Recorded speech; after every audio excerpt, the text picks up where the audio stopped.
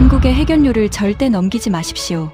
일본이 28년간 미국 의회에 로비한 극비 문서가 공개됐습니다. 워싱턴에서 한국을 막는 서한을 만들고 협상팀 방안까지 저지시켰습니다. 승리를 자축했습니다. 그런데 프랑스 대통령이 서울에 서류 한 장을 들고 나타난 순간 28년간 쌓아 올린 모든 것이 무너졌습니다. 도쿄 관저가 발칵 뒤집혔습니다. 한국을 막으려 한 모든 행위가 오히려 한국을 더 강하게 만들어 준 충격적인 반전, 그 전말을 지금 공개합니다. 시작하기 전 구독과 좋아요, 그리고 대한민국 파이팅 댓글로 한국을 응원해주세요. 그날 저녁, 관저의 복도가 평소와 달랐습니다. 구두 소리가 빨랐어요. 평소 이 복도를 걷는 사람들은 느긋합니다. 일본이라는 나라의 심장부에서 일하는 사람들 특유의 여유가 있거든요. 하지만 그날은 달랐습니다. 누군가 뛰다시피 걸어오는 소리가 들렸고 회의실 문이 거칠게 열렸어요. 저는 책상 위에 올려놓은 찻잔을 내려다보고 있었습니다. 녹차 표면에 잔물결이 일고 있었어요. 문이 열릴 때 밀려든 바람 때문이었습니다. 쿠로다 참사관, 지금 즉시 3층 회의실로 오십시오. 비서관의 목소리가 갈라져 있었습니다. 28년간 이 건물에서 일하면서 이런 톤을 들은 적이 손에 꼽아요. 북쪽에서 미사일이 날아왔을 때, 센카쿠 해역에서 중국 해경선과 대치했을 때, 그 정도 수준의 긴박함이었습니다. 3층 회의실에 도착했을 때 이미 12명이 자리를 채우고 있었어요. 방위성에서 온 얼굴, 외무성에서 온 얼굴, 경제산업성에서 온 얼굴. 관저가 부처 구분 없이 사람을 긁어모은 겁니다. 회의실 중앙 스크린에 속보 자막이 떠 있었습니다. 한국, 핵추진 잠수함 건조 승인. 저는 의자에 앉으면서 속보를 2번 읽었습니다. 3번째 읽었을 때 심장이 한 박자 늦게 뛰었어요. 승인이라는 2 글자가 눈앞에서 번쩍거렸습니다. 미국이 허락했다고? 한국에. 제 이름은 쿠로다 시니치입니다. 내각관방 국가안전보장국 참사관. 해양안보를 28년간 담당해 온 사람이에요. 이 자리에 앉기까지 도쿄대 법학부를 나왔고 방위성에서 10년, 외무성에서 5년, 그리고 관저에서 13년을 보냈습니다. 동아시아 해양질서라는 체스판 위에서 말을 움직이는 것이 제 일이었어요. 그 체스판에서 한국은 어떤 존재였느냐고요? 솔직하게 말하겠습니다. 관리 대상이었어요. 미국이라는 목줄을 달고 있는 나라. 그 목줄만 잘 잡으면 우리가 원하는 범위 안에서 움직이게 할 수 있는 나라. 28년간 그렇게 봐왔고 실제로 그렇게 작동해 왔습니다. 한국이 핵추진 잠수함을 갖겠다고 문을 두드릴 때마다 미국이 문을 닫아줬어요. 우리는 그 문이 닫히도록 뒤에서 조용히 밀었습니다. 6번이었어요. 6번 모두 성공했습니다. 그런데 7번째, 문이 열려버린 겁니다. 회의실 상석에 앉아있던 사람이 입을 열었습니다. 와타나베 류조 부장관보, 내각관방에서 안보 라인을 총괄하는 사람이에요. 겉으로는 늘 온화한 미소를 띠고 있습니다. 목소리도 부드럽고 말투도 점잖아요. 하지만 이 사람의 진짜 얼굴을 아는 사람은 관저 안에서도 몇 되지 않습니다. 상황을 정리하겠습니다. 와타나베 부장관보가 안경을 고쳤으며 말했어요. 형광등 불빛이 렌즈에 반사되어 눈이 보이지 않았습니다. 미국 대통령이 SNS에 직접 올렸습니다. 한미 군사동맹을 기반으로 한국이 핵추진 잠수함을 건조할 수 있도록 승인했다. 요청한 지 하루 만입니다. 회의실이 술렁였어요. 하루만이라는 단어에 여기저기서 숨을 들이키는 소리가 났습니다. 와타나베 부장관보가 손을 들어 조용히 시켰습니다. 그리고 천천히, 아주 천천히 말했어요. 여러분, 이것이 무엇을 의미하는지 정확히 이해하고 계십니까? 침묵이 흘렀습니다. 미국이 핵추진 잠수함 기술을 넘긴 나라는 70년 역사에서 영국 단 한 곳뿐입니다. 호주에는 완성된 잠수함을 통째로 넘기는 것이고 기술 자체를 공유한 건 영국뿐이에요. 그런데 한국이 2번째 이름을 올렸습니다. 와타나베 부장관보의 목소리가 한 톤 낮아졌어요. 우리 일본은 지난 40년간 4번 요청했습니다. 4번 모두 거절당했어요. 한국보다 먼저, 한국보다 많이, 한국보다 간절하게 요청했는데 한국이 먼저 받았습니다. 그 순간 회의실의 공기가 얼어붙었습니다. 12명의 얼굴이 일제히 굳어졌어요. 방위성에서 온모리 켄타로 해상망료간부 장비계획부장의 주먹이 탁자 위에서 하얗게 질려 있었습니다. 와타나베 부장관보가 저를 똑바로 쳐다봤어요. 쿠로다 참사관. 네. 72시간입니다. 저는 그 말의 의미를 즉시 알아들었습니다. 72시간 안에 워싱턴 라인을 전부 가동하십시오. 이 승인이 실제 이행으로 넘어가기 전에 브레이크를 걸어야 합니다. 대통령이 SNS에 글 한 줄 올렸다고 바로 해결료가 넘어가는 것은 아닙니다. 의회 동의, 원자력 규정 조율, 기술 이전 범위 협상, 절차가 남아 있어요. 그 절차가 시작되기 전에 막아야 합니다. 알겠습니다. 저는 자리에서 일어나며 대답했어요. 확신에 차 있었습니다. 솔직히 말하면 그때 제 마음속에는 불안보다 자신감이 훨씬 컸어요. 한국이 미국한테 뭘 받았든 미국 의회를 움직이는 건 우리가 더 잘합니다. 워싱턴에 깔아놓은 라인의 두께가 다릅니다. 40년간 쌓아온 인맥이 있어요. 한국 로비력 따위와는 비교가 안 됩니다. 회의실을 나서면서 와타나베 부장관보가 제 어깨를 잡았습니다.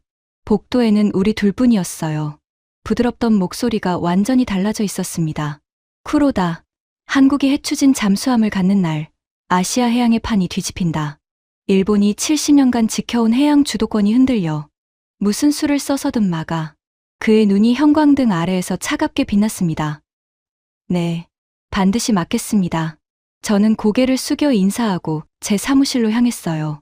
그 발걸음이 가벼웠습니다. 이 정도는 해봤으니까요. 28년간 해 온 일이었습니다.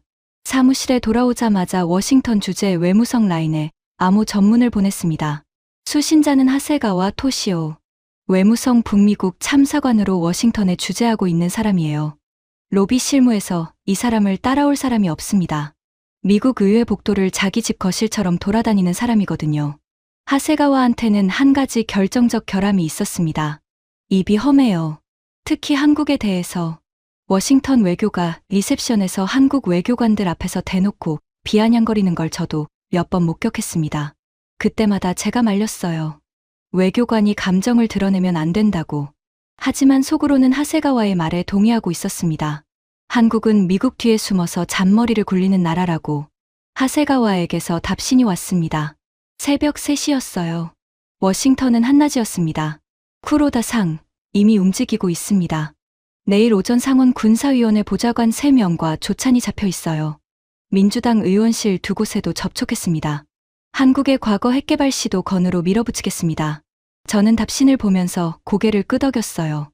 이것이 우리의 카드였습니다. 한국은 과거에 핵무기를 만들려고 시도한 전력이 있어요.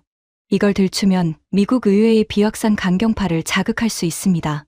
잠수함용 핵연료를 줬다가 핵무기로 전용하면 어쩔 거냐. 이 논리를 미국 의원들 머릿속에 심는 겁니다. 하세가와가 덧붙였습니다. 그리고 쿠로다 상, 솔직히 별로 걱정 안 합니다. 한국 놈들이 핵잠을 갖겠다고? 독일한테 도면 받아서 조립하던 나라가 미국 의회가 제정신이라면 절대 통과 안 시킵니다. 이 말에 저도 웃었습니다. 뼛속까지 동의했으니까요. 다음 날부터 하세가와의 워싱턴 공작이 본격적으로 시작되었습니다. 하세가와는 미국 의회를 뼈까지 아는 사람이에요. 어느 의원이 비확산에 민감한지, 어느 보좌관이 아시아 안보에 관심이 있는지, 누가 방산업체 로비에 약한지 전부 파악하고 있었습니다. 첫 번째 타겟은 상원 군사위원회 소속 민주당 의원들이었어요. 비확산을 기치로 내세우는 의원 넷을 골랐습니다. 하세가와가 이 의원들의 보좌관에게 브리핑 자료를 전달했어요. 그 자료를 만든 건 저였습니다. 와타나베 부장관보의 지시를 받아서요. 자료의 핵심은 이랬습니다. 한국은 과거 비밀리에 핵무기 개발을 시도한 전력이 있다. 잠수함용이라고 해도 핵연료 농축 기술이 넘어가면 군사 전용의 위험이 있다. 동북아시아 핵 도미노를 촉발할 수 있다. 사실만 나열한 것처럼 보이지만 의도적으로 과장한 부분이 있었어요. 한국의 과거 핵개발 시도는 50년도 더 전 일이고 그 이후 한국은 핵비확산 조약을 성실히 이행해왔습니다. 하지만 우리는 그 맥락을 잘라냈어요. 과거 시도만 부각하고 그 이후의 변화는 의도적으로 생략했습니다. 지금 돌이켜보면 부끄러운 일입니다. 하지만 그때의 저는 이것이 일본을 지키는 일이라고 확신했어요. 하세가와의 공작은 빠르게 성과를 냈습니다. 72시간이 채 되기 전에 민주당 소속 의원 4명이 대통령에게 공개 서한을 보냈어요. 한국에 핵물질을 건네지 마라. 서한의 핵심은 우리가 만든 브리핑 자료의 논리를 그대로 따르고 있었습니다. 한국의 과거 핵개발 시도, 핵 도미노 위험, 비확산 원칙 훼손, 미국 의원의 이름으로 나갔지만 뼈대는 도쿄에서 만든 거예요. 서한이 공개된 날 저녁 관저 회의실에서 보고를 했습니다. 와타나베 부장관보의 얼굴에 처음으로 미소가 번졌어요. 수고했다, 쿠로다. 방위성의 모리도 만족스러운 표정이었습니다. 이 사람은 해상자위대의 자존심 같은 존재예요. 잠수함 기술에 관해서는 일본이 세계 최정상이라는 확신이 뼈까지 박혀 있는 사람이에요. 모리가 껄껄 웃으며 말했습니다. 한국 잠수함, 우리 소류급 한 척이면 한국 재래식 잠수함 10척이랑 맞먹습니다. 수준 자체가 다릅니다. 독일한테 도면 받아서 기껏 조립한 게 전부인 나라가 핵 추진이라니 현실 감각이 없는 거예요. 회의실에서 웃음이 터졌습니다. 저도 웃었어요. 하세가와에게서 추가 보고가 왔습니다. 서한의 영향으로 미국 원자력 협상팀의 한국 방문 일정이 무기한 연기되었다는 정보였어요. 이것이 결정적이었습니다. 미국 대통령이 승인해도 실무 협상팀이 움직이지 않으면 아무 일도 일어나지 않습니다. 설계도만 있고 시공팀이 안 오는 것과 같아요. 저는 그날 밤 보고서를 작성했습니다. 제목 한국 핵추진 잠수함 사업 현황 평가. 결론 사실상 좌초. 보고서를 마무리하고 뒤로 기대 앉았을 때 가슴 한가운데에 따뜻한 것이 차올랐습니다. 28년간 지켜온 것을 또 한 번 지켜냈다는 안도감이었어요. 하세가와에게서 밤늦게 전화가 왔습니다. 쿠로다 상, 오늘 의사당 로비에서 한국 대사관 참사관이랑 마주쳤습니다. 그래서 표정이 볼만했어요. 완전히 질려 있더라고요. 저한테 눈도 못 마주치고 고개를 돌리더니 빠르게 걸어가 버렸습니다. 하세가와가 전화 너머로 웃었어요. 그 웃음소리가 워싱턴의 밤을 타고 도쿄의 제 사무실까지 선명하게 들려왔습니다. 한국 놈들 표정, 직접 보여드리고 싶었는데 아쉽네요. 저는 수화기를 내려놓으며 창밖을 봤습니다. 도쿄 도심의 불빛이 평화롭게 반짝이고 있었어요. 이 불빛 아래에서 잠든 사람들은 모릅니다. 오늘 밤 이 건물에서 무슨 일이 있었는지. 동아시아 바다의 판도를 건 보이지 않는 전쟁이 벌어졌고 우리가 이겼다는 것을. 일주일 뒤 와타나베 부장관보가 전체 관계자를 불러 모았습니다. 비공식 만찬이었어요. 도쿄 아카사카의 한 료칸. 다다미 냄새가 은은하게 풍기는 방에 15명이 둘러앉았습니다. 와타나베 부장관보가 사케 잔을 들었어요. 여러분의 노고에 감사드립니다. 한국 핵추진 잠수함건은 사실상 동결되었습니다. 미국 협상팀은 움직이지 않고 있고 의회의 견제가 작동하고 있습니다. 잔이 부딪히는 소리가 방 안에 울렸습니다. 모리가 자리에서 일어나 큰 소리로 말했어요. 일본 해상자위대의 잠수함은 아시아 최강입니다. 이 질서가 흔들려서는 안 됩니다. 한국이 핵잠을 갖는 건 아시아 해양 질서의 붕괴를 의미합니다. 박수가 터졌습니다. 하세가와도 워싱턴에서 화상으로 참여해 있었어요.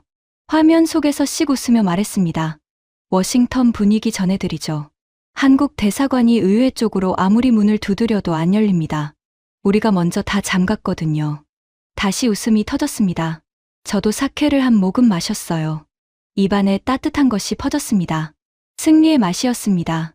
그때까지만 해도 저는 확신하고 있었어요. 한국의 핵추진 잠수함은 영원히 설계도 안에 갇혀 있을 거라고.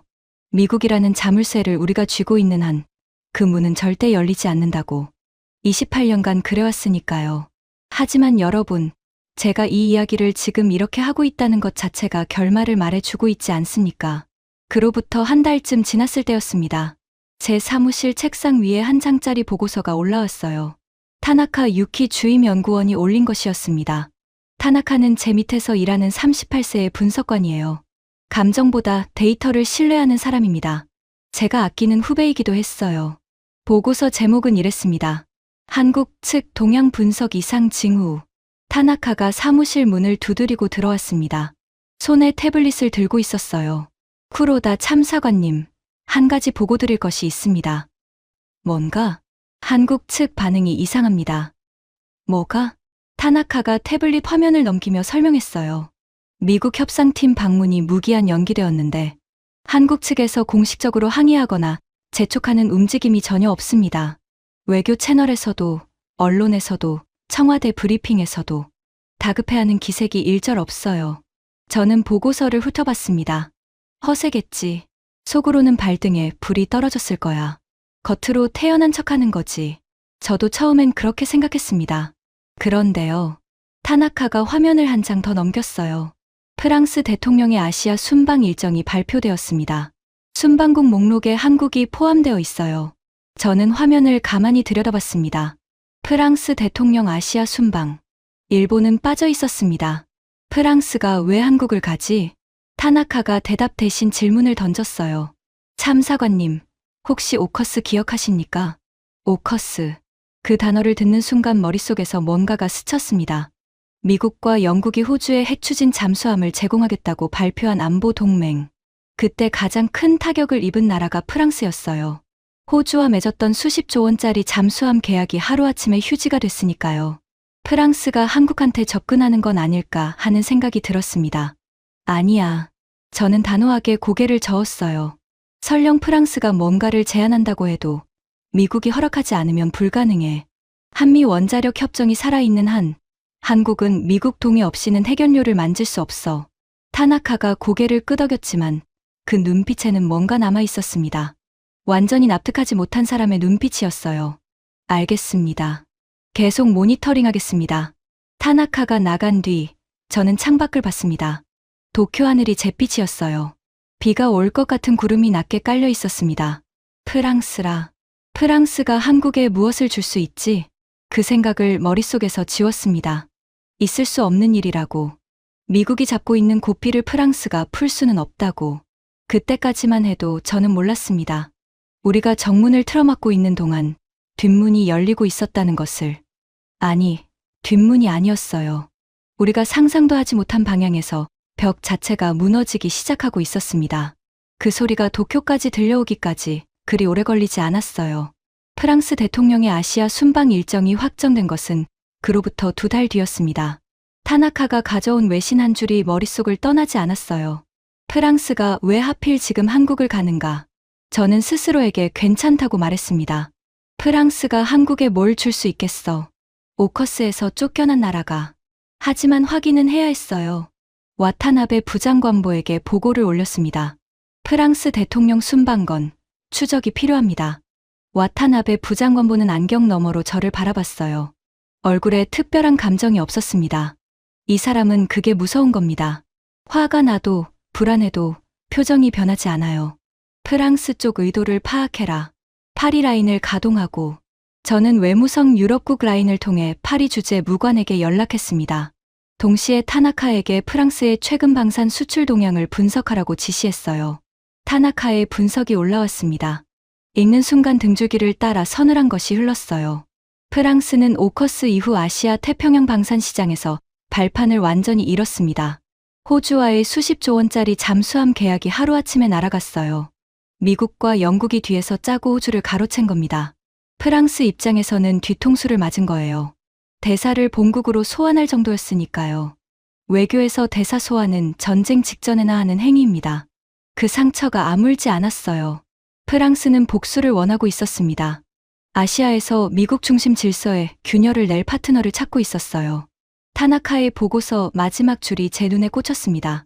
프랑스가 찾는 파트너의 조건 원정 강국이면서 핵추진 잠수함을 필요로 하는 나라. 이 조건에 부합하는 국가는 현재 한국뿐입니다. 저는 보고서를 내려놓았어요. 손가락 끝이 차가워져 있었습니다. 설마 프랑스가 한국의 원자력 기술을 넘기겠다고? 아니야. 저는 혼잣말을 했습니다. 소리내어 말해야 확신이 되는 것 같았어요. 프랑스가 뭘 준다고 해도 미국이 막는다. 한미 원자력 협정이 있잖아. 미국 동의 없이는 불가능해. 하세가와에게 전화를 걸었습니다. 워싱턴의 분위기를 확인하고 싶었어요. 하세가와, 프랑스가 한국에 접근하고 있는 것 같다. 워싱턴 쪽에서 감지되는 게 있나? 전화 너머에서 하세가와의 코웃음이 들렸습니다. 프랑스요? 오커스에서 쫓겨난 패배자가 뭘 할 수 있겠습니까? 겉멋만 든 나라가 허세 부리는 거겠죠. 한국도 한국이에요. 미국한테 안 된다고 매번 찍혔으면서 프랑스 같은데 매달리겠습니까? 자존심도 없는 거죠. 하세가와의 말이 거칠었지만 솔직히 저도 비슷하게 생각했습니다. 프랑스는 잃어버린 시장을 되찾으려 발버둥 치는 것이고 한국은 지푸라기라도 잡으려 하는 것이라고. 하지만 마음 한구석에 뭔가 걸리는 게 있었어요. 타나카의 보고서 마지막 줄이 자꾸 떠올랐습니다. 조건에 부합하는 국가는 현재 한국뿐이다. 그리고 한 가지 더. 한국이 미국 협상팀 방문 연기에 전혀 다급해하지 않는다는 것. 허세라고 치부했지만 만약 허세가 아니라면, 한국이 다급해하지 않는 이유가 있다면, 그 답이 프랑스라면 저는 머리를 흔들었습니다. 있을 수 없는 일이라고. 그리고 업무로 돌아갔어요. 2주 뒤 프랑스 대통령이 서울에 도착했습니다. 뉴스를 틀어놓고 점심을 먹고 있었어요. 밥이 목구멍으로 넘어가지 않았습니다. 화면 속에서 프랑스 대통령이 서울의 어딘가에 내리고 있었어요. 환영 행사가 이어지고 양국 국기가 나란히 걸려 있었습니다. 의전 행사는 예상 범위 아니었어요. 양국 정상이 악수를 하고 만찬이 이어지고, 여기까지는 보통의 정상 외교였습니다. 문제는 그 다음 날이었어요. 한불 정상회담이 열렸고 회담이 끝난 직후 공동 기자회견이 열렸습니다. 저는 사무실 스크린으로 생중계를 보고 있었어요. 프랑스 대통령이 단상에 섰습니다. 그리고 입을 열었어요. 에너지와 안보 분야에서 한국의 독자적인 길을 지지한다. 핵연료의 생산부터 재처리까지 전주기에 걸쳐 투명하고 안정적인 협력을 제공할 준비가 되어 있다. 특정 국가의 독점에 의존하지 않는 새로운 안보 동반자 관계를 구축하겠다. 전주기. 그 단어가 귀를 때렸습니다. 전주기라는 말의 무게를 저는 정확히 알고 있었어요. 핵연료의 일생 전체를 말하는 겁니다. 우라늄을 캐서 농축하고 연료봉으로 만들어서 원자로에 넣고 다 쓴 연료를 다시 살려내는 것까지, 처음부터 끝까지 전부. 농축, 재처리. 이 두 단어는 미국이 한국에 50년 넘게 금지해온 영역입니다. 한국이 아무리 문을 두드려도 절대 열어주지 않았던 그 영역을 프랑스가 열어주겠다고 한 겁니다. 그리고 프랑스 대통령이 말한 특정 국가. 그 특정 국가가 어디를 가리키는지 굳이 설명이 필요 없었어요. 미국입니다. 프랑스가 미국의 독점을 정면으로 깬 겁니다. 미국이 50년간 잠가놓은 자물쇠를 프랑스가 다른 열쇠로 열어버린 거예요. 저는 스크린 앞에서 얼어붙었습니다. 손에 들고 있던 펜이 바닥에 떨어졌어요. 그 소리가 조용한 사무실에 비정상적으로 크게 울렸습니다. 30초쯤 지나서 전화가 울렸어요. 와타나베 부장관보였습니다. 쿠로다, 지금 봤나? 네. 즉시 올라와. 3층 회의실에 다시 모였을 때 분위기는 한 달 전과 완전히 달랐습니다. 한 달 전에는 사케를 마시며 웃었어요. 지금은 아무도 웃지 않았습니다. 와타나베 부장관보의 얼굴이 하얗게 질려 있었어요. 이 사람의 표정이 변하는 걸 처음 봤습니다. 상황을 정리하겠다. 와타나베 부장관보의 목소리가 떨리고 있었습니다. 눈치채지 못할 정도로 미세하게. 하지만 28년간 이 사람 밑에서 일한 저는 알아챘어요. 프랑스가 한국의 핵연료 전주기 협력을 제안했다. 농축, 재처리 포함이다. 양해각서 초안을 직접 들고 왔다. 회의실에 탄식이 흘렀습니다. 모리가 탁자를 내리쳤어요. 전주기라고? 재처리까지. 미국이 가만히 있을 리 없지 않습니까? 미국은 아직 공식 입장을 내지 않았다. 와타나베 부장관보가 건조하게 대답했습니다. 비공식 채널에서는 불만이 흘러나오고 있지만 공개적으로 프랑스를 제지할 명분이 마땅치 않은 상황이다. 프랑스는 독립주권국이고 한불 간 협력은 양자 외교 사안이다. 미국이 직접 나서서 막기 어려워. 저는 머릿속이 하얘지는 것을 느꼈습니다. 우리가 미국이라는 자물쇠만 잡으면 된다고 생각했어요. 미국이 막고 있으니 한국은 꼼짝 못한다고. 그런데 한국은 미국 문을 계속 두드린 게 아니었습니다. 다른 쪽에서 아예 새로운 문을 만들어버린 거예요. 하세가와에게서 워싱턴 상황 보고가 들어왔습니다. 미국 국무부도 당황하고 있습니다. 프랑스가 사전 협의 없이 움직인 것에 불쾌감을 표시하고 있지만 공식 항의는 하지 않고 있어요. 오커스 때 프랑스 뒤통수를 친 약점이 있으니 강하게 나갈 수가 없는 겁니다. 오커스의 부메랑이었습니다. 미국이 프랑스를 배신한 그 사건이 지금 한국에게 문을 열어준 거예요. 와타나베 부장관보가 저를 봤습니다. 쿠로다, 프랑스 잠수함 기술 수준을 브리핑해라. 저는 일어서서 스크린 앞에 섰습니다. 사실 이 부분은 미리 분석해 둔 게 있었어요. 프랑스가 움직일 가능성을 완전히 배제하지는 못했거든요. 프랑스의 최신형 핵추진 잠수함은 쉬프랑급입니다. 배수량 약 4,700톤, 승조원 단 65명, 저농축 우라늄을 사용하며 농축도는 20% 미만입니다. 모리가 끼어들었어요. 20% 미만이면 미국 잠수함의 93% 농축이랑 비교도 안 되잖아. 성능이 떨어지는 거 아닌가? 성능은 떨어집니다. 미국 버지니아급은 한번 연료를 넣으면 33년간 교체가 필요 없지만 프랑스식은 10년에서 15년마다 교체해야 합니다. 모리가 픽 웃었어요. 그럼 뭐가 문제입니까? 삼류 기술 가져가는 건데. 하지만 저는 웃을 수 없었습니다. 핵심은 잠수함의 성능이 아니었거든요. 모리 부장, 핵심은 잠수함이 아닙니다. 회의실이 조용해졌어요. 프랑스가 제안한 것은 잠수함 몇 척을 파는 거래가 아닙니다. 해견료 전주기 협력입니다. 농축과 재처리 기술을 한국에 이전하겠다는 겁니다. 이것이 실현되면 한국은 해견료를 자체적으로 만들 수 있게 됩니다. 미국에 의존하지 않아도 되는 겁니다. 침묵이 흘렀습니다. 지금까지 우리가 미국의 자물쇠로 한국을 막을 수 있었던 이유는 한국이 해견료를 자체 조달할 수 없었기 때문입니다. 미국이 안 주면 끝이었어요. 그런데 프랑스가 다른 루트를 열어주면 미국의 자물쇠는 의미가 없어집니다. 와타나베 부장관보의 손가락이 탁자 위에서 천천히 움직이고 있었어요. 이 사람이 긴장할 때 나오는 습관입니다. 그리고 한 가지 더 있습니다. 쉬프랑급의 배수량 4,700톤은 한국이 그동안 설계해온 핵추진 잠수함의 5,000톤급과 거의 같은 체급입니다. 가격은 한 척당 약 2조 6천억 원. 미국 버지니아급의 절반입니다.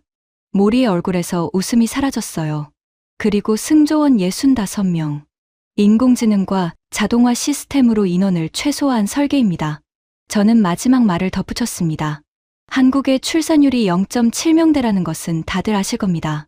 적은 인원으로 운용할 수 있는 잠수함. 한국 해군에 맞춤 설계한 것 같은 사양입니다. 회의실이 무거워졌습니다. 아까까지 삼류 기술이라고 비웃던 모리도 입을 다물었어요. 와타나베 부장관보가 천천히 입을 열었습니다. 우리가 정문을 지키는 동안 뒷문이 열린 거군. 그 말이 제가 며칠 전 머릿속으로 한 생각과 정확히 같았습니다. 소름이 돋았어요. 하세가와, 워싱턴에서 할 수 있는 게 있나? 하세가와의 목소리가 화상 스크린에서 흘러나왔습니다. 평소에 자신감이 줄어 있었어요. 프랑스를 직접 맡기는 어렵습니다. 하지만 미국 의회를 통해 한미 원자력 협정 위반 소지를 제기할 수는 있습니다. 한국이 프랑스에서 기술을 받더라도 미국산 원자력, 장비와 연계되는 부분이 있으면 미국 법에 저촉될 수 있거든요. 그렇게 해라. 와타나베 부장관보가 고개를 끄덕였습니다. 하지만 저는 알고 있었어요. 그건 시간 벌기에 불과하다는 것을. 프랑스가 독자 기술 루트를 제공하면 미국 법이 닿지 않는 영역이 생깁니다. 완벽한 차단은 불가능해요. 회의가 끝나고 사무실로 돌아오는 복도에서 타나카가 기다리고 있었습니다. 참사관님, 한 가지 더 보고 드릴 것이 있습니다. 뭔가? 한불 정상회담 이틀 뒤 실무 계약이 체결되었습니다. 한국수력원자력과 프랑스 오라노가 서명했어요. 오라노? 해견료의 처음부터 끝까지 캐고 만들고 재활용하는 전 과정을 다루는 회사입니다. 이런 회사는 전 세계에 단 하나뿐이에요. 프랑스 정부가 소유한 국영기업입니다. 저는 복도 벽에 등을 기대었습니다. 다리의 힘이 풀리는 것을 느꼈어요. 프랑스는 장난치러 온 게 아니었습니다.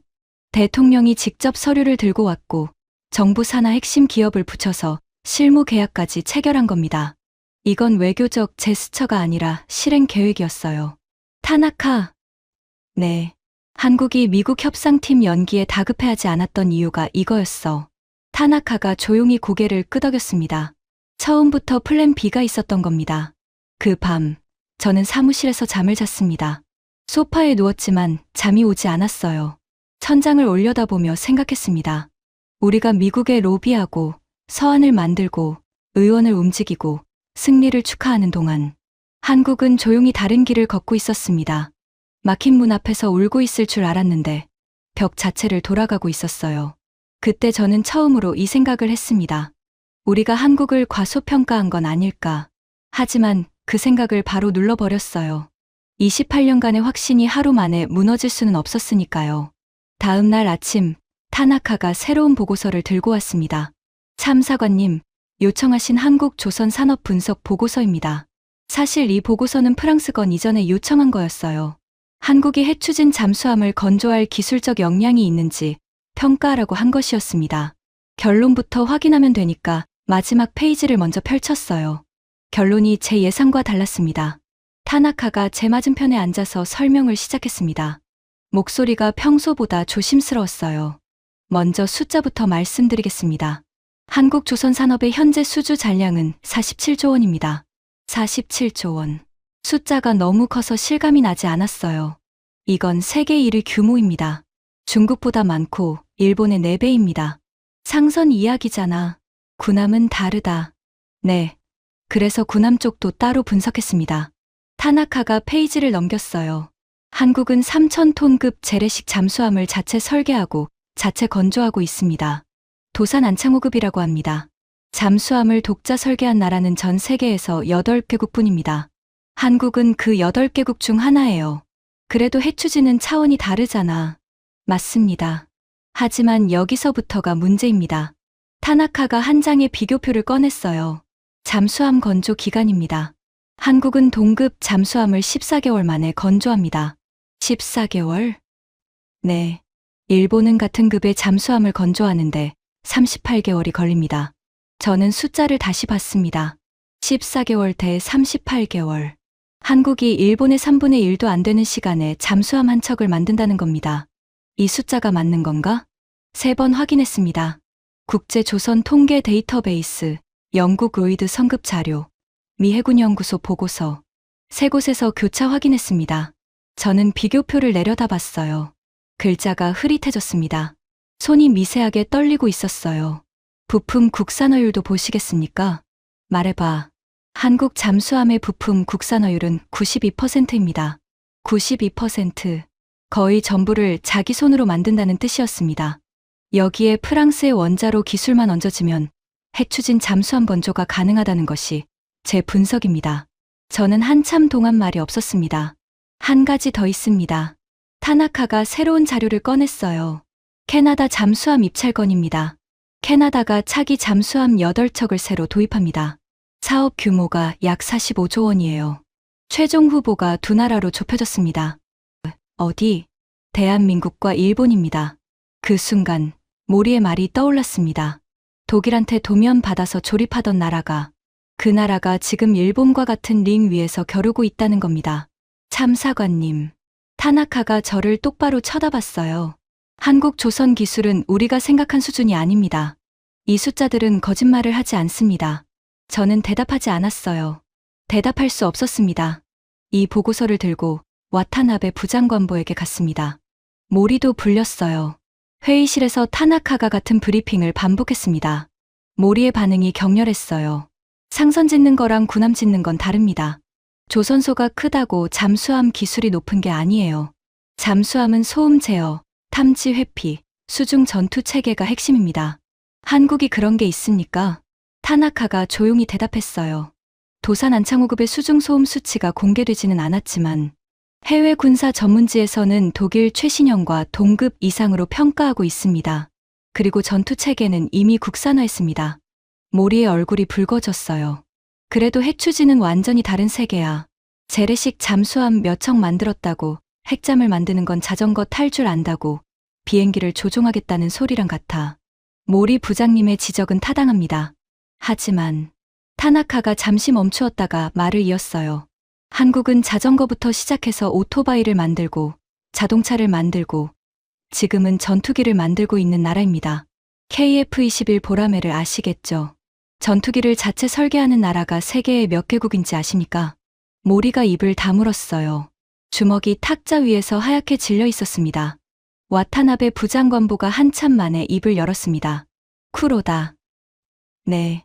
28년간 한국을 관리 대상으로 분류해온 우리의 판단 근거를 재검토할 필요가 있겠다. 그 말이 저를 관통했어요. 와타나베 부장관보는 우리가 틀렸을 수도 있다는 말을 이렇게 에둘러 한 겁니다. 이 사람이 할 수 있는 최대한의 자기 부정이었어요. 그날 밤, 저는 아파트로 돌아오지 않았습니다. 사무실에 남았어요. 잠이 오지 않았습니다. 책상 서랍을 열었어요. 서랍 안쪽에 오래된 봉투가 하나 있었습니다. 아버지가 돌아가신 뒤 유품을 정리하면서 가져온 것이에요. 한 번도 제대로 들여다보지 않았습니다. 아버지는 구해군성 출신이었어요. 전쟁이 끝난 뒤 방위청으로 자리를 옮겨서 해상방위 분야에서 일했습니다. 정년까지 조용히 근무하고 은퇴한 사람이에요. 큰 직책에 오르지는 못했지만 제가 이 일을 하게 된 건 아버지의 영향이 컸습니다. 봉투를 열었어요. 안에 낡은 수첩이 하나 있었습니다. 갈색 가죽 커버가 벗겨져 있었어요. 아버지의 필기가 빼곡했습니다. 대부분은 업무 메모였어요. 해상 초기 일정, 회의 내용, 예상 관련 숫자들. 수십 년 전의 메모라 지금은 의미가 없는 것들이었습니다. 그런데 수첩 중간쯤에 신문 스크랩이 끼워져 있었어요. 누렇게 변색된 종이었습니다. 한국울산에 조선소가 건설된다는 기사였어요. 그리고 그 스크랩 옆에 아버지의 글씨가 적혀 있었습니다. 이 나라는 빠르다. 주의해야 한다. 저는 그 글씨를 한참 동안 들여다봤어요. 아버지의 필체를 30년 만에 다시 본 겁니다. 각지고 단정한 글씨. 연필로 쓴 것이라 흐릿해져 있었지만 읽을 수 있었습니다. 아버지도 느꼈던 겁니다. 40년도 더 전에. 그때 한국에는 변변한 조선소가 없었어요. 허허벌판 위에 첫삽을 뜬 수준이었습니다. 그런데 아버지는 그 허허벌판을 보면서 이 나라는 빠르다고 적었어요. 그리고 아들인 저는 28년간 그 나라를 과소평가해 왔습니다. 수첩을 내려놓았어요. 손이 떨리고 있었습니다. 그때 전화가 울렸어요. 밤 11시였습니다. 화면에 뜬 이름을 보고 자세를 바로 했어요. 오오시마 코이치, 젠 해상망료장. 해상자위대 수장을 역임한 분이에요. 저에게는 은사 같은 존재입니다. 관저에 들어오기 전 방위성에서 일할 때 이분 밑에서 5년간 일했어요. 여보세요. 신이치, 나다. 안 자고 있었구나. 오오시마 젠 망료장의 목소리는 평소와 같았습니다. 낮고 차분한 목소리. 하지만 전화를 한 시각이 예사롭지 않았어요. 이분은 밤 9시 이후에 전화하는 법이 없는 분입니다. 무슨 일이십니까? 내가 거제에 다녀왔다. 거제요? 한국 거제도. 조선소를 봤다. 저는 말이 나오지 않았습니다.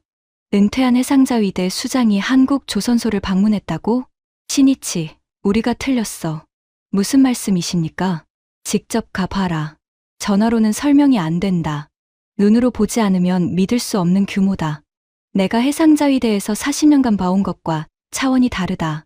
오오시마 젠망료장의 목소리가 미세하게 갈라졌어요. 이분이 감정을 드러내는 것을 처음 들었습니다. 거제에서 뭘 보신 겁니까? 도크 8개가 동시에 돌아가고 있었어. 크레인이 하늘을 찌르고 선체 블록이 밀리미터 단위로 조립되고 있었다. 한국 기술자들의 속도가 믿기지 않았어. 그리고 잠수함 라인을 봤는데 잠시 침묵이 흘렀습니다. 신이치, 그 사람들은 잠수함을 14개월 만에 만든다. 우리는 38개월이야. 3배 가까이 느리다. 독일한테 도면받아서 시작했지만 지금은 그 독일보다 앞서 있어. 캐나다 입찰에서 독일이 아니라 한국이 일본의 경쟁 상대야. 저는 수화기를 꽉 쥐었어요.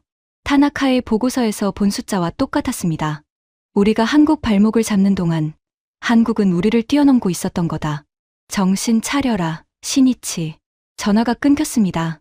저는 한참 동안 수화기를 내려놓지 못했어요. 아버지의 수첩이 책상 위에 펼쳐져 있었습니다. 이 나라는 빠르다. 40년 전 아버지가 남긴 경고.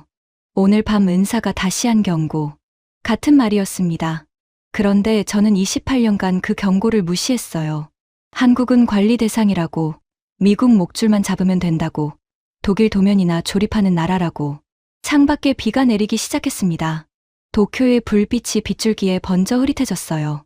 한 달 전 이 창밖을 보며 느꼈던 승리감은 흔적도 없었습니다. 그 뒤로 나쁜 소식이 연이어 쏟아졌습니다.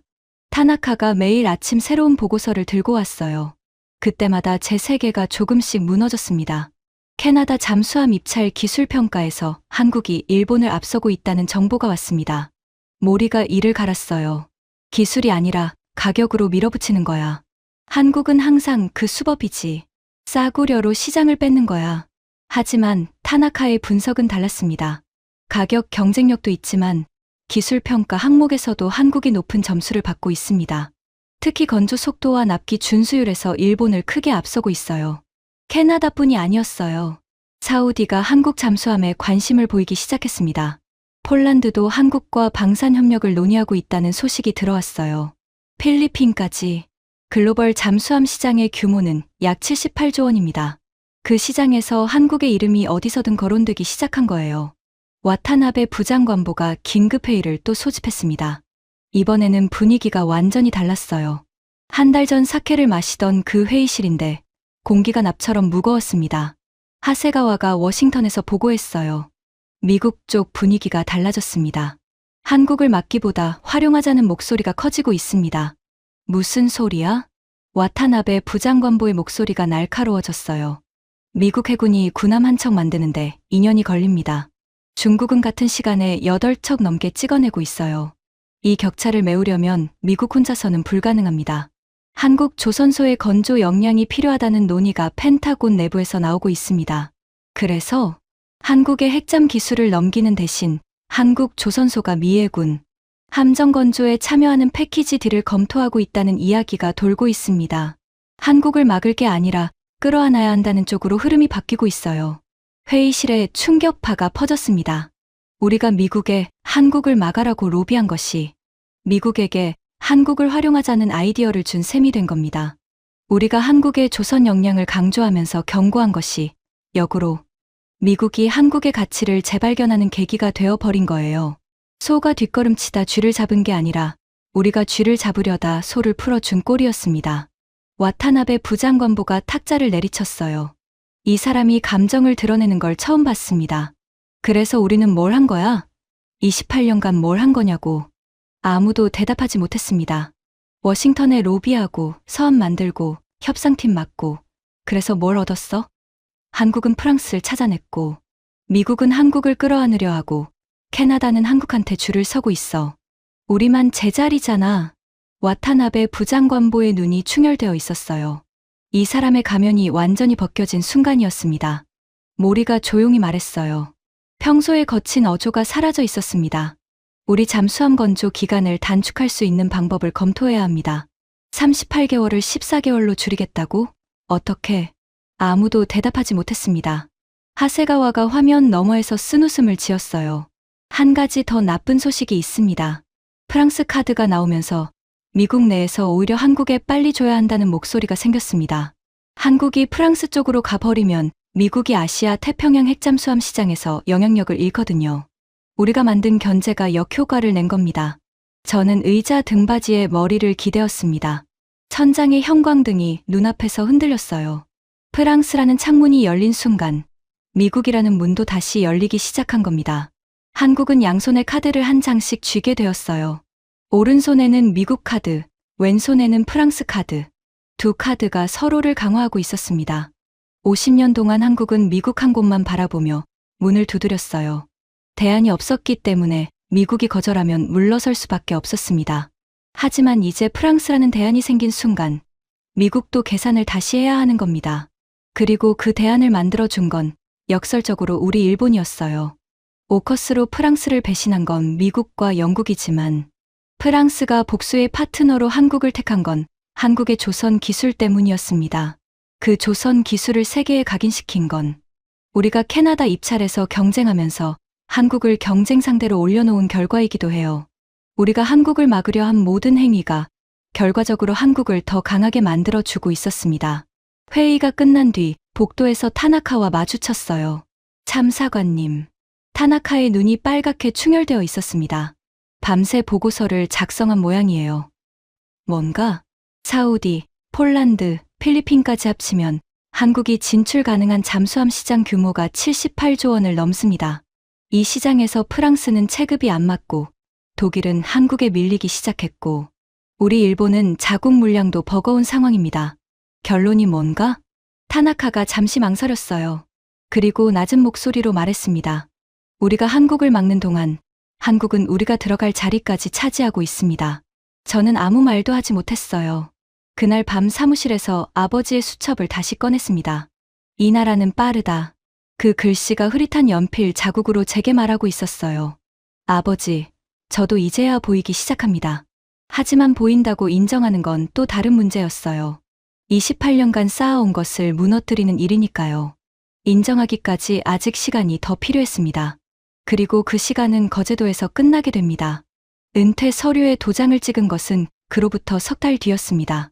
28년간 앉았던 의자에서 일어설 때 아무런 감정이 없었어요. 책상 위 물건을 상자에 넣고 서랍을 비우고 마지막으로 명함을 한 장 들여다봤습니다. 내각관방 국가안전보장국 참사관 쿠로다 시니치. 이 직함이 더 이상 제 이름 앞에 붙지 않는다는 사실이 아직 실감나지 않았어요. 사무실을 나서면서 아버지의 수첩을 가방에 넣었습니다.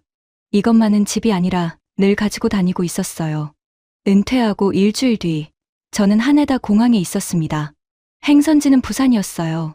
아무에게도 말하지 않았습니다. 와타나베 부장관보에게도, 모리에게도, 하세가와에게도, 타나카에게만 한마디 했어요. 며칠 한국에 다녀온다고. 타나카가 놀란 얼굴로 저를 봤습니다. 참사관님이 직접 가십니까? 은퇴했으니 이제 참사관이 아니야. 그래도 왜 갑자기? 저는 잠시 망설였어요. 그리고 솔직하게 말했습니다. 오오시마 선배가 그랬어. 직접 가봐라. 전화로는 설명이 안 된다고. 28년간 보고서로만 판단해 왔으니까. 마지막으로 내 눈으로 보고 싶다. 타나카가 고개를 끄덕였어요. 그 눈에 뭔가 복잡한 감정이 스쳤습니다. 부산 김해공항에 내렸을 때 공기가 달랐습니다. 도쿄의 건조한 공기와 다르게 바다, 냄새가 섞인 축축한 바람이 불어왔어요. 공항을 빠져나와 거제도로 향하는 차를 탔습니다. 창밖으로 한국의 남해안이 펼쳐졌어요. 거제대교를 건너는 순간 심장이 빨라지기 시작했습니다. 다리 위에서 내려다본 바다가 짙은 남색이었어요. 이 바다 아래를 헤추진 잠수함이 누비게 될 수도 있다는 생각이 스쳤습니다. 조선소가 보이기 시작한 것은 거제도에 접어든 지 20분쯤 지났을 때였어요. 처음에는 크레인이 보였습니다. 하늘을 찌르는 크레인이 하나가 아니었어요. 2개, 3개, 4개. 시야에 들어오는 크레인의 수를 세다가 포기했습니다. 수십 개의 크레인이 해안선을 따라 줄지어 서 있었어요. 하늘의 절반을 철골 구조물이 차지하고 있었습니다. 차에서 내렸을 때 소리가 먼저 몸을 때렸어요. 쾅, 쾅, 쾅, 쾅. 금속이 금속을 두드리는 소리. 용접 불꽃이 튀는 소리. 크레인이 강철 블록을 옮기는 기계음. 수천 명의 인원이 동시에 움직이면서 만들어내는 거대한 소음이 대지를 흔들고 있었어요. 발바닥으로 진동이 올라왔습니다. 냄새도 달랐어요. 쇳물이 녹는 냄새, 페인트 냄새, 바다 짠내, 기름 냄새. 이 모든 것이 뒤섞인 공기가 폐 속으로 밀려들었습니다. 제가 방문한 곳은 조선소의 일반 견학 코스였어요. 전직 관료의 신분을 밝히지 않았습니다. 그냥 관광객으로 갔어요. 전망대에서 조선소 전체를 내려다볼 수 있었습니다. 그 순간 다리에서 힘이 빠졌어요. 도크가 8개 동시에 가동되고 있었습니다. 도크 하나의 크기가 축구장 서너 개를 합친 것보다 컸어요. 그 안에서 선체 블록이 조립되고 있었습니다.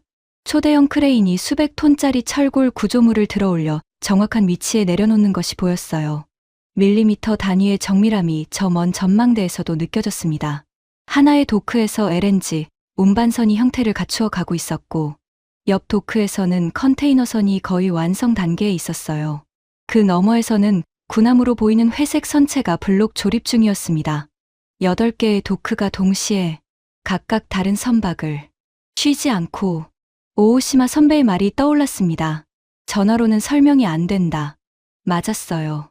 숫자로는 이 규모를 전달할 수 없습니다. 47조 원 수주 잔량이라는 숫자가 눈앞에서 철과 불꽃으로 구현되고 있었어요. 전망대 난간을 두 손으로 잡았습니다. 잡지 않으면 쓰러질 것 같았어요. 모리의 말이 떠올랐습니다. 독일한테 도면 받아서 조립하던 나라. 하세가와의 말이 떠올랐어요. 한국 놈들이 핵잠을 갖겠다고? 와타나베 부장관보의 말이 떠올랐습니다. 무슨 수를 써서든 막아. 그리고 28년간 제가 써온 보고서들이 떠올랐어요. 한국 핵잠 사업 사실상 좌초. 한국은 관리 대상. 미국 목줄만 잡으면 끝. 전부 틀렸습니다. 눈앞에 이 조선소를 만든 사람들은 목줄에 묶여있는 존재가 아니었어요. 문이 닫히면 벽을 뚫고, 벽이 막히면 산을 넘는 사람들이었습니다. 전망대 옆에 안내판이 있었어요. 조선소의 역사가 적혀 있었습니다. 이 조선소가 처음 만들어졌을 때 허허벌판이었다고. 기술도 없었고 경험도 없었고 외국에서 도면을 사다가 따라 만드는 것부터 시작했다고. 아버지의 수첩이 떠올랐어요. 40년도 더 전에 아버지가 이 조선소의 시작을 신문에서 보고 적은 메모. 이 나라는 빠르다. 주의해야 한다. 아버지는 허벌판을 보면서 미래를 본 겁니다. 저는 28년간 현재만 보면서 한국을 과소평가했어요. 전망대에서 1시간을 서 있었습니다. 다리가 아팠지만 자리를 뜰 수 없었어요. 한국 기술자들이 점심을 먹으러 도크에서 나오는 것이 보였습니다. 안전모를 쓰고 작업복을 입은 사람들이 삼삼오오 걸어가고 있었어요. 웃으면서 대화하는 모습이었습니다. 일상이었어요. 이 사람들에게 이 압도적인 규모의 작업은 특별한 것이 아니라 매일 하는 일이었습니다. 그때 한 가지가 눈에 들어왔어요. 도크 안쪽에 잠수함 선체 블록이 놓여 있었습니다. 유선형의 검은 외피가 햇빛을 받아 무광으로 빛나고 있었어요. 크기는 제가 알고 있는 3,000톤급 재래식 잠수함의 블록이었습니다. 14개월. 이 블록들이 조립되어 하나의 잠수함이 바다에 뜨기까지 걸리는 시간. 일본의 3분의 1점. 여기에 프랑스의 원자로 기술이 들어가면 어떻게 되는가.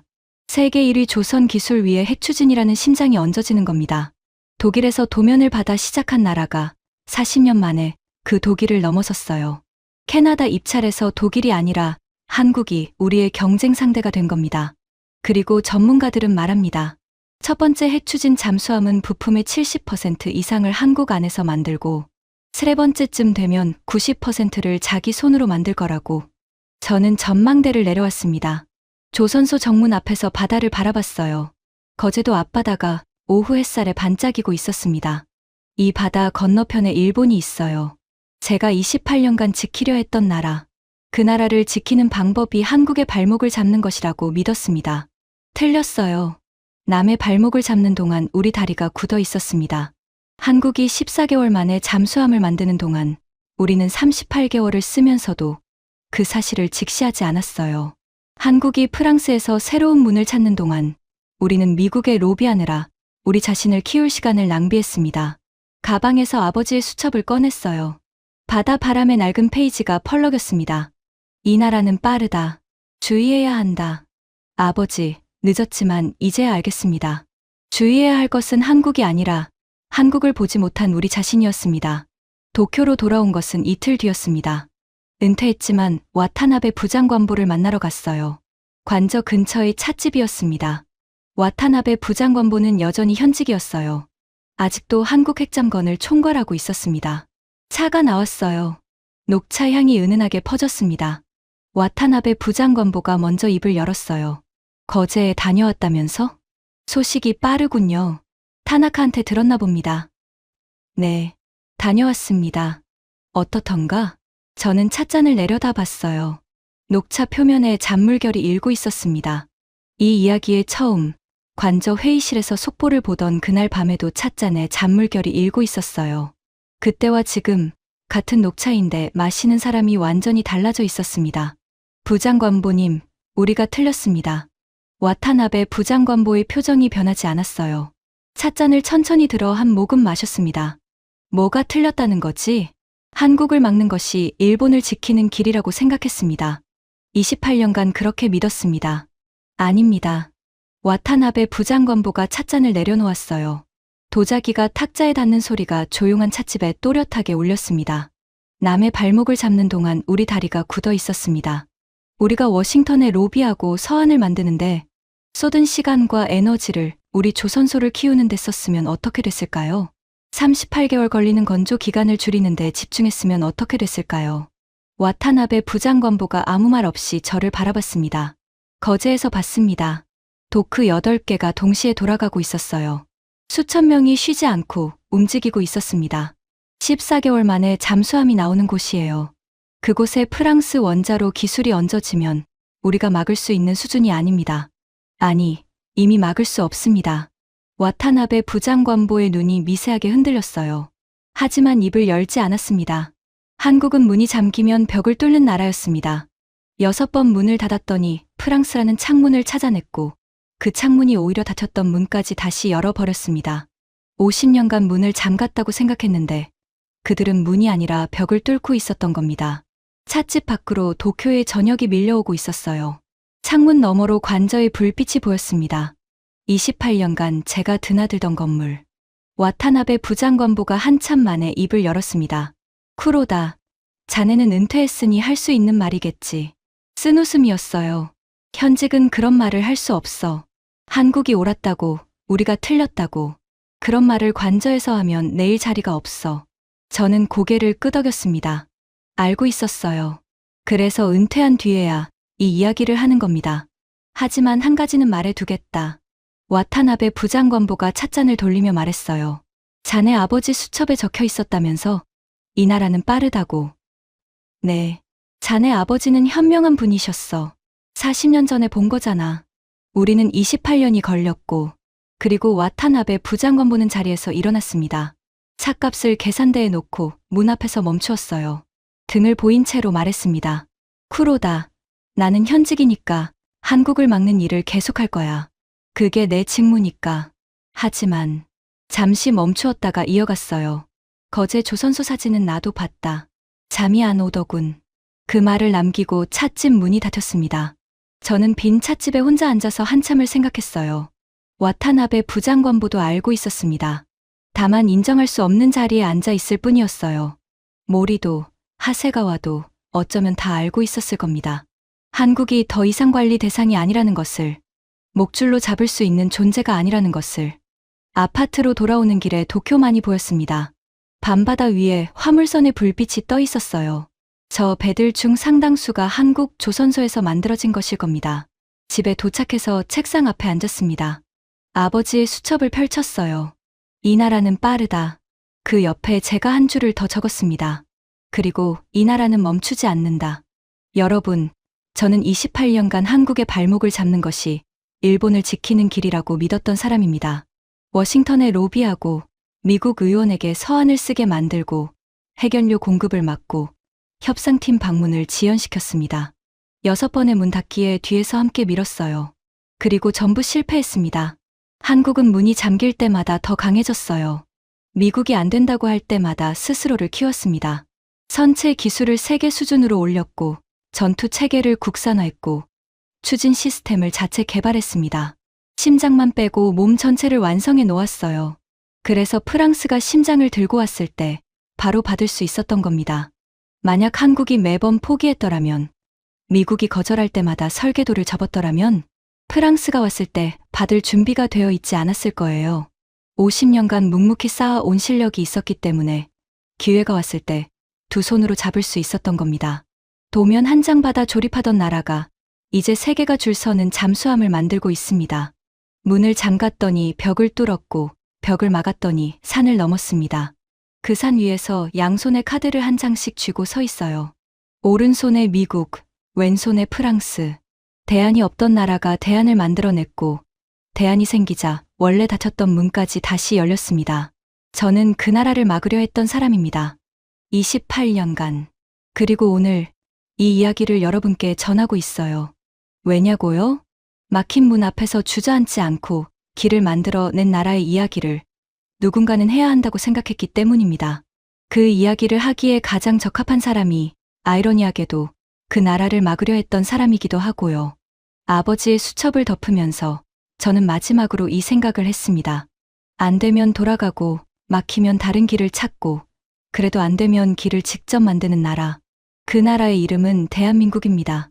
지금까지 일본 내락관방에서 28년간 한국을 막으려 했던 쿠로다 시니치의 충격적인 고백이었습니다. 막힌 문 앞에서 포기하지 않고 길을 만들어낸 대한민국의 이야기가 마음에 남으셨다면 이 영상을 널리 공유해주세요. 구독과 좋아요도 부탁드립니다. 지금까지 감동 새벽이었습니다. 감사합니다.